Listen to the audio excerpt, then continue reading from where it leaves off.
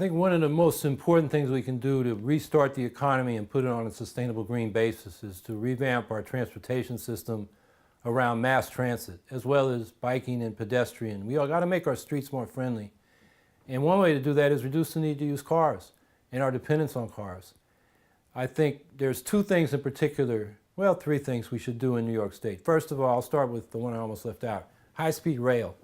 What is being pushed with some money from the Obama administration is second-rate high-speed rail.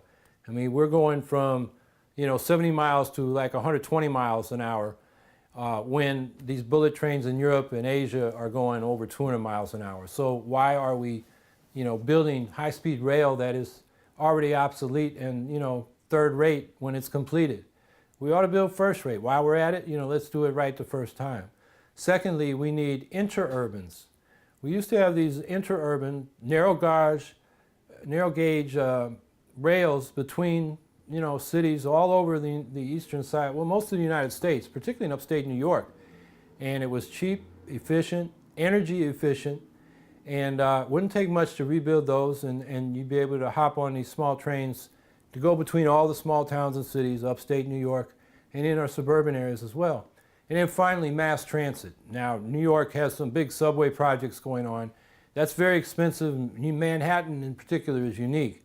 But in the more urban areas, I think the outer boroughs and Albany, Syracuse, Rochester, New York, we ought to be looking at what they call personal rapid transit on monorails, where you have these pods, it's run by computers. You don't disrupt the streets by putting rails back in. It runs up above ground.